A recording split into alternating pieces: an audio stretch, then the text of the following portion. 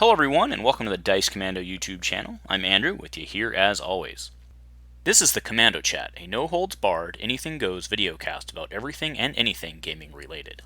This video and others like this one are possible thanks to viewers like you. Please show your support with a like and subscribe, and be sure to hit the bell notification icon so you don't miss any new videos. If you want to get involved with the channel, consider becoming a channel member. There are many benefits to channel membership, including access to our Discord, exclusive deck tech and strategy videos, and the opportunity to help create channel content. I want to sincerely thank all our channel members, as I truly couldn't do this without your support. You guys rock. Go Commando. Hello everyone, welcome to Dice Commando and the Commando Chat. I'm Andrew with you here as always, here with my good friend Jeff, our D&D buddy. How's it going, man?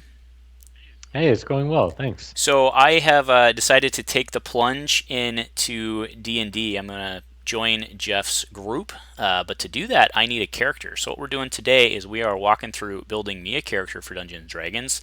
This is what, 10th edition? Any special stuff we need to know going in on this, Jeff? Fifth edition. Fifth edition, yeah. sorry. Yeah, lots of stuff to need to know, but basically everything is dummy proof for you. So what we're going to use is D&D Beyond, which is where I have my campaign space located. And you can do it with pencil and paper, just as easy. But here they kind of take you step by step through it. Okay, cool. So we're going to go to break, get everything set up, and then we'll be back and build me a character.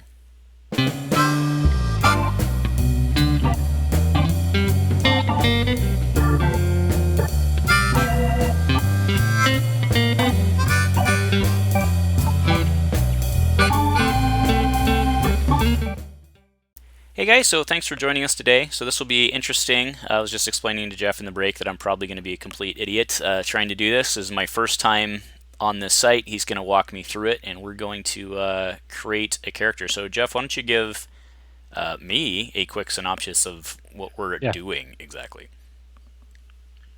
So this is on D&D.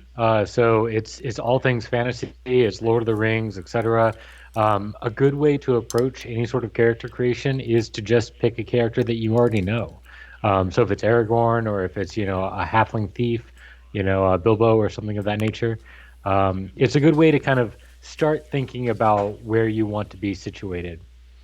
Andrew, do you have an idea of kind of what kind of a character you think would be fun to play? Yeah, well, we had talked before. I wanted to do like a ranger. I don't specifically need to have like a large-chested female or anything like that. That's not really where I'm going. And then you had mentioned that ranger would work well with your current play group. So I think that's what we'll do. We'll go male ranger and go from there. Awesome. So you bring up a good point there, right? So the first thing, absolutely the first thing, you want to play a character that you think would be fun to play, right? So it's a character that you have in mind, someone who does the types of things that you want to play. Maybe it's a fallback on a rogue, maybe it's a barbarian, maybe it's a wizard or a cleric. But that's first and foremost. The second thing is situating it within the campaign. So talk to your DM, me in this case, to find out where the environment's going to be, right? If you're going to be a ranger that's sailing ships all the time, technically it's still possible, yeah, but you might not get all the benefit that you think of when you think of being a ranger. So ranger's good here because it's a very kind of a survival kind of a campaign. We're going through the Icewind Dale, Rime of the Frost Maiden campaign book itself, so it'll fit in nicely.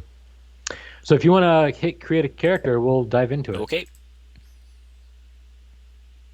All right, so I am sharing my screen with Jeff, so there may be a little latency, so thanks for your patience, guys. All right, so we are doing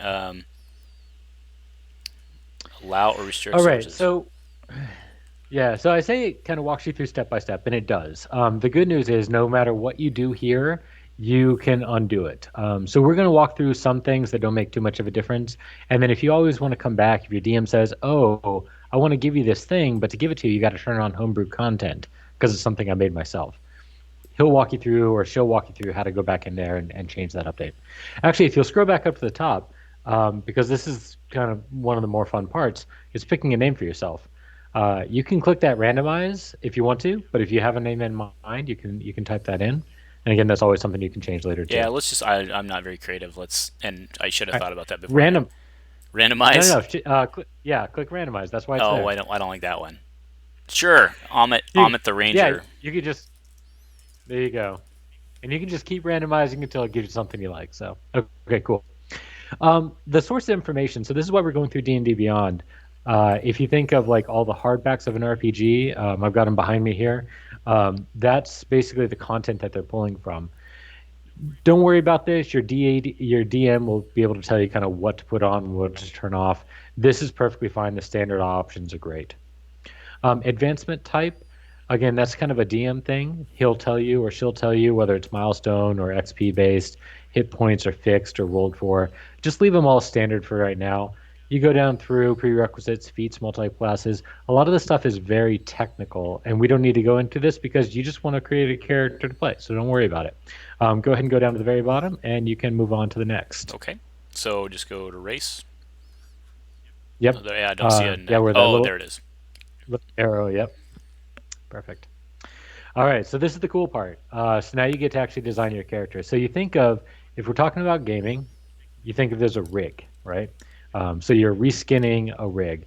If you want that to be a human ranger, or if you want it to be a dragonborn, or an elf, or a dwarf, where are you thinking?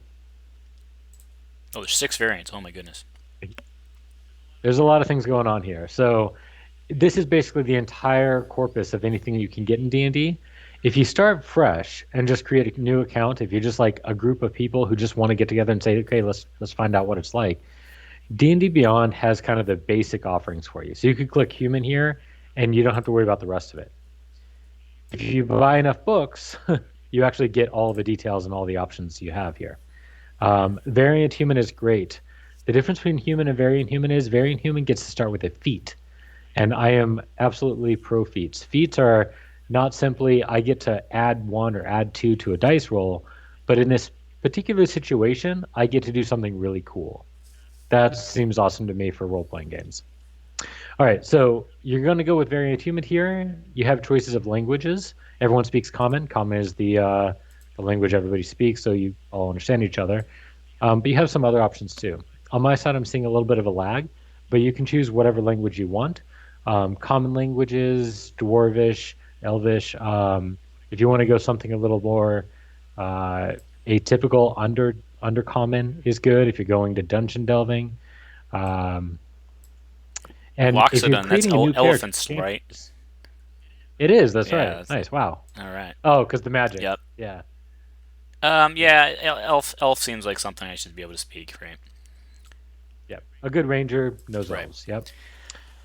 All right. So if you're going with the ranger class, are you going to be upfront melee, or are you going to be more the ranger with the bow and arrow scout Yeah, I was style planning with ranger? for a bow.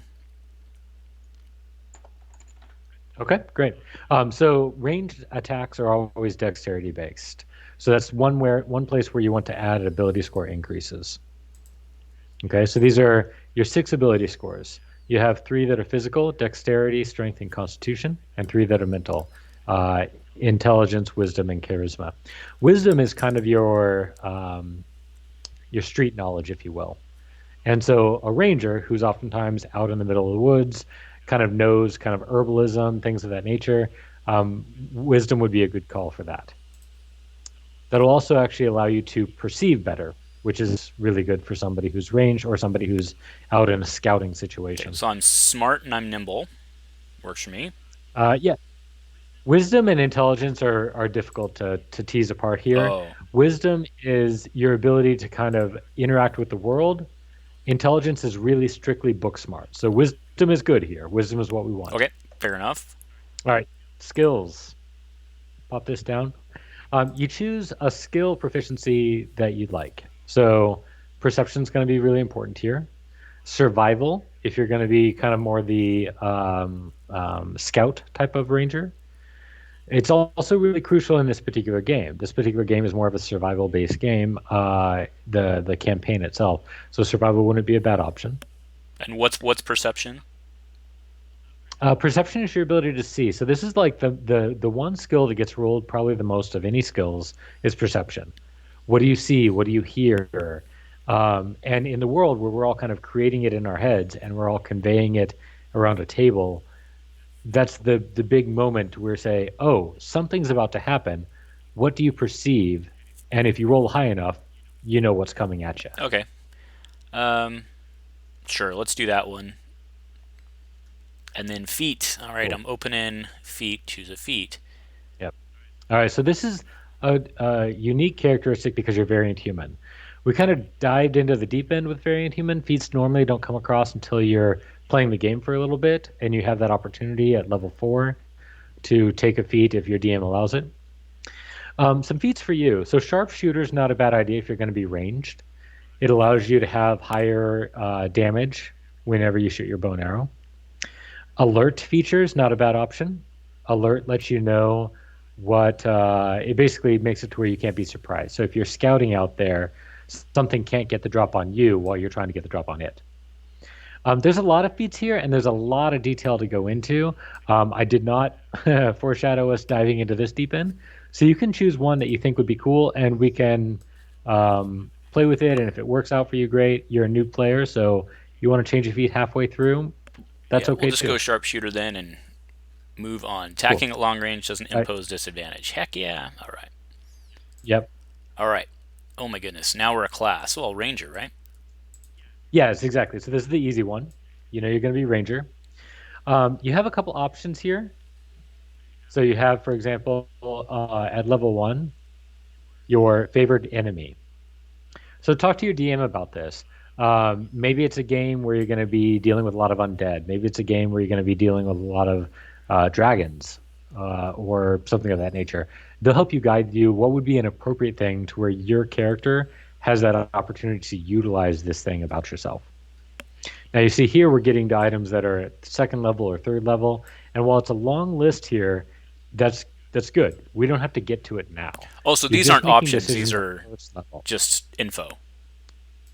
They are options. You can say show more.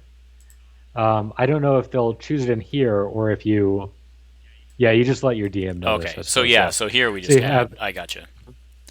Now we yeah, get to our perfect. choices. Okay. Oh, there you go. Yep.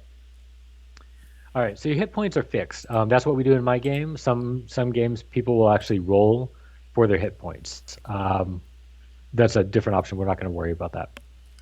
You have 3 more skills you get to choose. So in addition to, and so these are the very specific skills like survival or perception.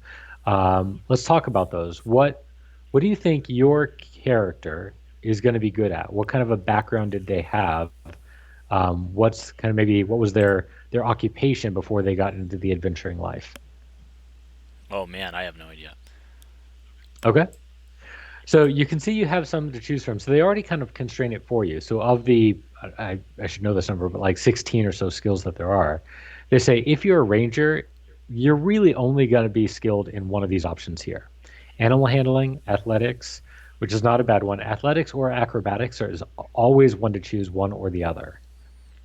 Well, when So I the see first one can be survival on athletics. here. Okay, so let's do athletics, and then I assume Mhm. the okay. So then you said survival was a good one to have, so that seems smart. So we chose If you're perception, aiming towards like the scout, yeah. and then If you were a ranger that was more like an upfront, frontline ranger, it might not be survival. It may be more stealth or yeah, any of them actually. But okay, and then so ask me questions. What are you kind of thinking about right now? well, so what's insight do? Okay, so insight is your ability to perceive the intentions of others. So you can think of the 3 pillars of D&D. We talked about this briefly last time we chatted, but there's the combat, which a lot of people think of. There's the exploration, which is like interacting with the world, and then there's the social. Now, if you just want to max him in or make like an optimal character for battle, that's great. You're going to be pretty bored for 2/3 of the game, right? What you have here is athletics, which is good for actual combat. So you can grapple people, you can shove people. That's an option for you. You have survival. So this is the exploration column. You're out there wandering around in the wilderness. You're trying to find a path. You're trying to track some prey, something of that nature. That's going to get you there. Insight is really for social encounters. When somebody is saying something to you, you have the ability to tell if they're lying or not lying. You have the ability to tell kind of what their motives may be, depending upon your role. So that's an option. Investigation is actually also really critical if you're playing the kind of scout ranger. Investigation allows you to say, not perceiving if something is there, But for example, once you see that something is there, maybe there's um, some kind of a fetish hung from a tree, which, by the way, is like a wood doll of some stripe, right? It's called a fetish, but just so that was clear. You see a fetish hung from a tree. Investigation may allow you to kind of determine like what its nature is, or kind of like how old it may be, or something of that nature. So investigation is also pretty clutch. Okay, so from my Nature is oh, go general. ahead. Yep. Go ahead.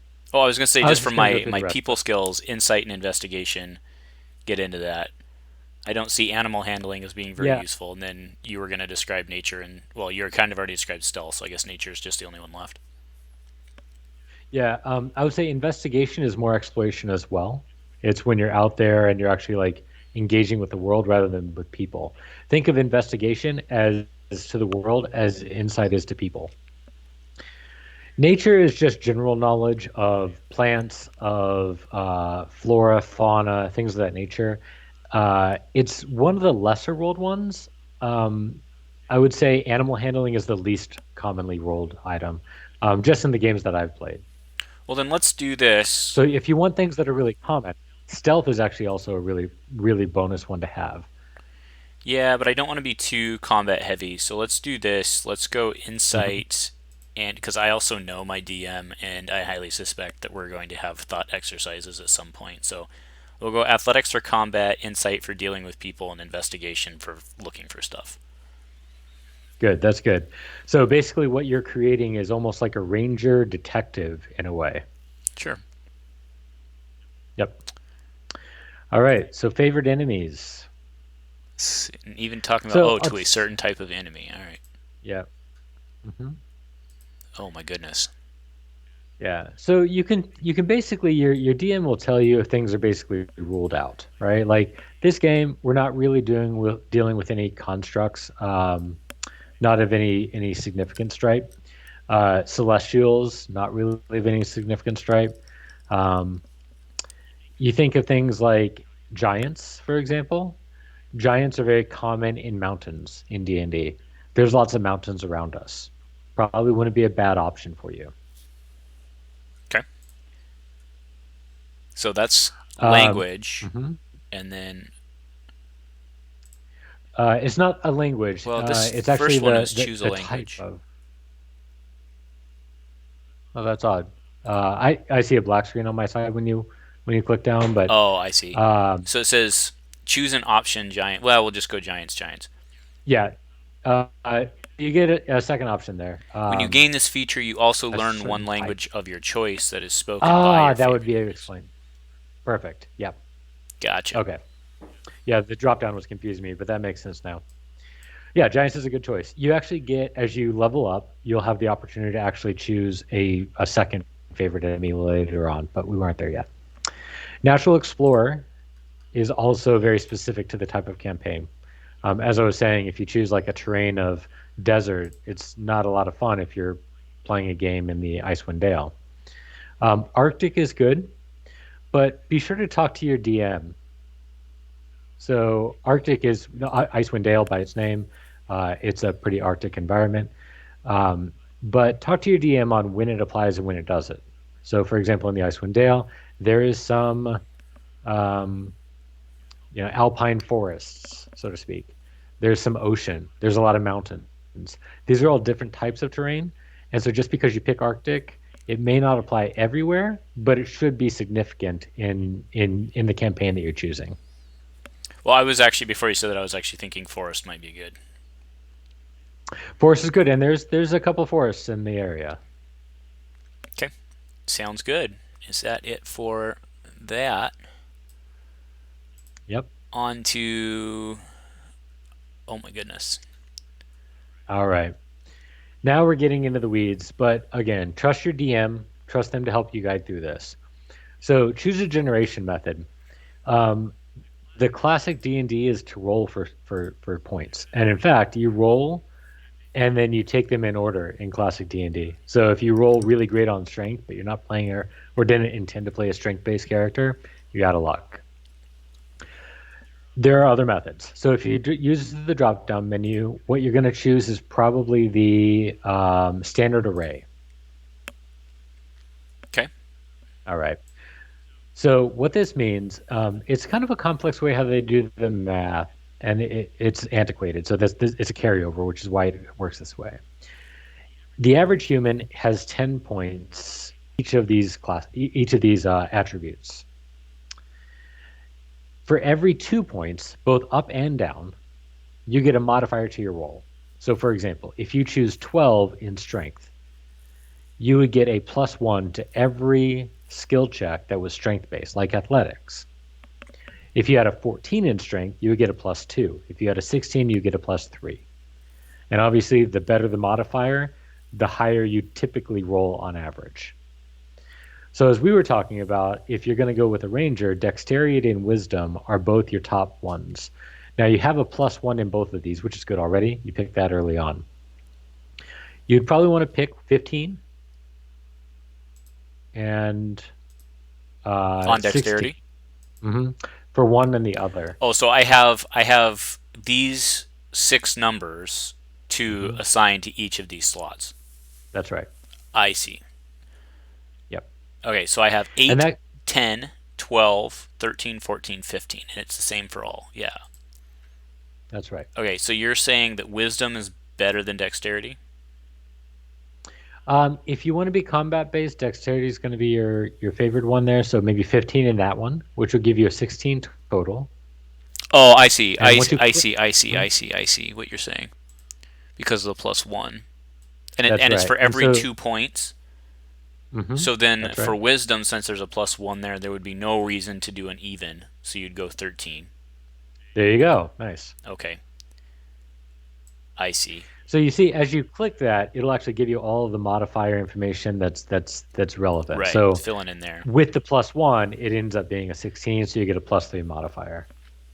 Yeah. So it's not that we're under assigning wisdom, it's just there was no reason to put the 14 there because it would have wasted a point. Exactly. So Yep. then I need to decide where else. Well, I think intelligence seems pretty good for 14, which will give me a Right. plus And 2.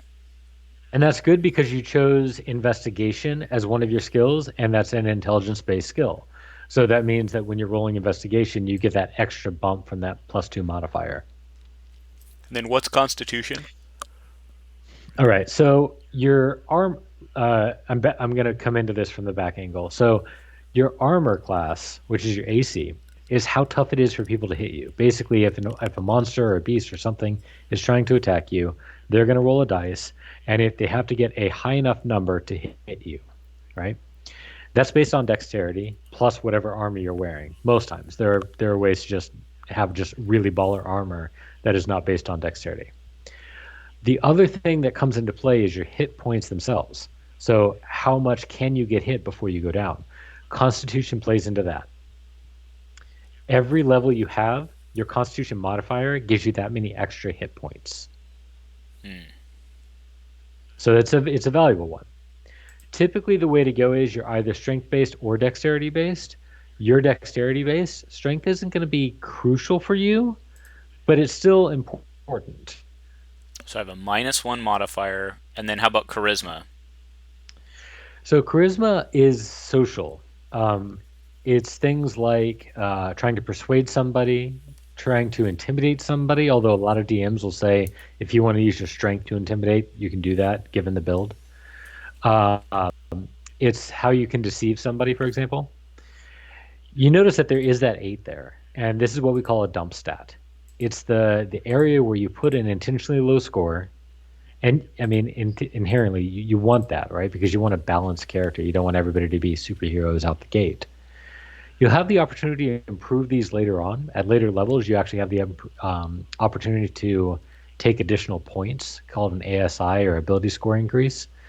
Um, so you're not stuck with it, but you're starting off, there's going to be one that's not great. Charisma as an 8, I actually think that's probably the smart play. And then I put the 12 under constitution because being able to take hits seems better to Yep. me, at least right now. Okay, so Yep. that's that then. All right, Yep. now we go to description. All right. So we're down the rabbit hole now. You got to think there's a race, which is the kind of creature you are. The class, which is your occupation. Background isn't actually a throwaway because there are mechanical advantages here. Oftentimes, you get an additional language. Maybe you get a tool set that you have available. Mm. If you are a ranger, sometimes an outlander is a good choice. So if you want to go through the background, you can choose the outlander. Whoa, there's a lot. And then there's Outlander Baldur's Gate. We'll just go normal Outlander. There should just be a regular out. Yeah. Yep. Yeah, there was two. There was so when I pop up, you can't see that. I mean, that makes sense. Yep. All right, skill proficiency survival goes to acrobatics, animal handling, arcana, deception, history, intimidation, medicine, nature, performance, persuasion, sleight of hand, and stealth. Okay. Stealth is the way to go. Tool And if proficiencies. you're choosing intentionally, yeah, if you're choosing intentionally a charisma dump stat, typically I mean, you can balance it out, but you become a jack of all trades in trying to like trying to say, oh, my dump stat is charisma, but I'm going to take proficiency in deception, say. It kind of washes out. It's kind of like you more want a character that is playing to their strengths. So just keep in that line. A musical instrument, is that what you're choosing for a It tool says tool proficiency? proficiencies, and it just says choose a musical instrument. That's the Okay, only cool. option. Yep. Uh, I don't know. Bagpipes, drum, the flute. I don't know. That seems like it'll come up once in a blue moon to me. But It will, however, you can sometimes barter for like free room at an inn if you play that night, unless you're playing bagpipes. Nobody gives you free room for bagpipes. all right. Well, let's do the lyre. Why not? Seems like Sure. something that would be hard to carry in my rucksack, but that's okay. Fair enough. Languages. Man, didn't we already do this one? So that's okay. So that's a good point. So just like we already picked your skill proficiencies, we already picked your languages. Taking backgrounds gives you additional things. They're not always languages, they're not always tools, but this one gives you kind of a spectrum here. So we did Elvish. Oh, Elvish is not on the list. We did Elvish and Giant, which are not on the Hmm. list. Well, um, Dorvish seems. Why not? Sure. Because I don't really want to talk to orcs. I'm just going to shoot him in the face. So, all right. Now, it's one thing to think about, though. If you were a ranger by profession, you probably came across more quote unquote monstrous races. So, goblinoids, orcs, things of that nature. And you may have had to trade with them. Old school D&D, these were monster races. They were always evil. They were like of alignment evil. Nowadays, anything that is humanoid, meaning anything that can reason and has inherent choice in their actions, they can be good or evil. So you could actually have come across an orcish tribe that was not inherently evil. Yeah, my brother That said, if you married want to an go orc. dwarvish, So yeah. cheers. All right. We're gonna Fair stick with. enough. All right. I agree. So Wanderer Cool. background feature. Yep. Oh, that's already there. Suggested Okay. characteristics. So this is the nature. Yeah, I don't want to actually pass by this just for the sake of it. If you choose the Outlander, you get this Wanderer feature. Every background has a feature, and that's really the main selling point of I it. see. It is where can you make use of this? And you, as a ranger, have an excellent memory for maps and geography. You can basically it helps you from getting lost, which is crucial, not just for you, but for your party. Oh, and I can find us food. Heck yeah. Yep, which is huge in a survival game like Icewind Dale. All right. Suggested All characteristics. right. So here is kind of the initial skeletal framework for what you want your character to be like. They're oftentimes arranged in terms of things like are you good or evil? Are you chaotic or lawful? That kind of helps you. However, if something just jumps out at you, you can pick it. The other way to go is on the left-hand side, you see that D8. You could literally roll a D8 and just say, I'm going to leave it to chance. And then you play your character by, for example, that you were in fact raised by wolves. And that's just part of your character trait. Now, as a low charisma player, maybe that's the case for you. Well, I mean, I'm gonna go with the running because that's me, Fair and enough. then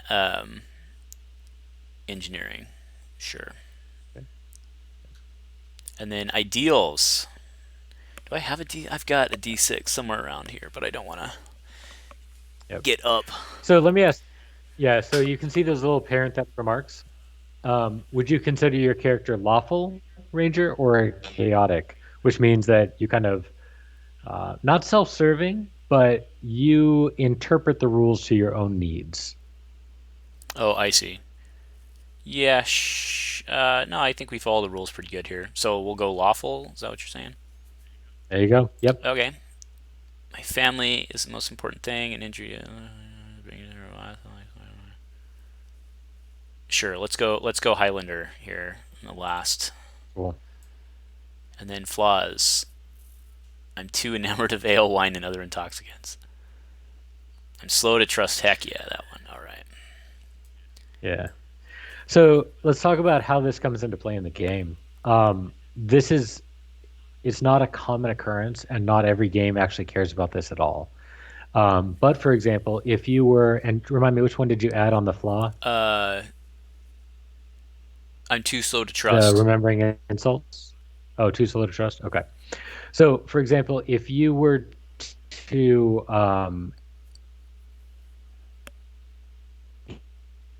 you're scouting out, you meet this other group, and you play it up the fact that you distrust them inherently, and maybe that's to the disadvantage of you, maybe it's the disadvantage of the whole party, minorly, but still at a disadvantage. Your DM may give you inspiration, which basically means that the next time at your choice that you want to have an extra chance at rolling well, you get an extra d20 to roll rather than just one. On average, that ups your score by 5 points. And so by playing that up, by playing to your character, you can actually gain inspiration, which then allows you to do better when the role actually matters, if that makes sense. Okay. Yep. I'll have to see Now, how that all plays out. Go ahead. yeah, fair enough. Character details, physical characteristics, personal characteristics, things of that nature. We don't have to go through. You don't have to do them. In fact, you could have clicked through this page almost in its entirety without too much trouble. These things talk to your DM is basically the only rule of advice, or the refrain that I'll give, which is that if the DM is running a game that is just all combat, it's just dungeon delving, it's West Marches, only a consistent party or something of that stripe, right? A lot of this stuff won't matter.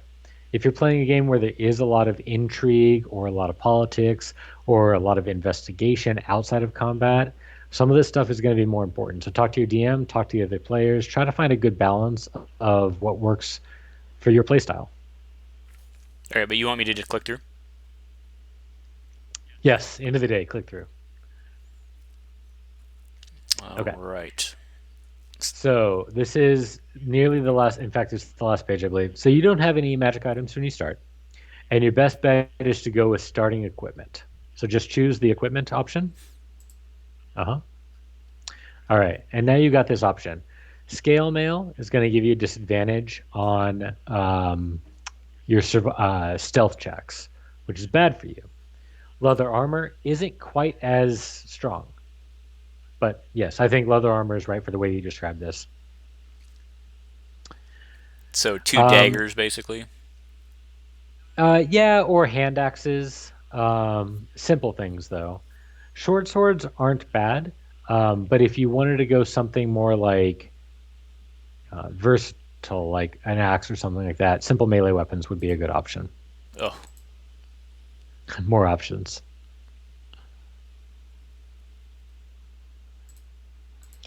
Hand axes, daggers are good too. Yep. So either way, it's 6 one, half a dozen of the other. yeah. So, Cool. I unclicked it. Whoops, sorry. No worries. All right. Dungeoneer's pack and Explorer's pack are very, very similar. You can choose Explorer's pack and be just fine with that. And then, as your character is described, you already have your longbow with a quiver of 20 arrows. Staff, hunting trap. Okay, sounds good. So Yep, add starting equipment, I assume. that's right.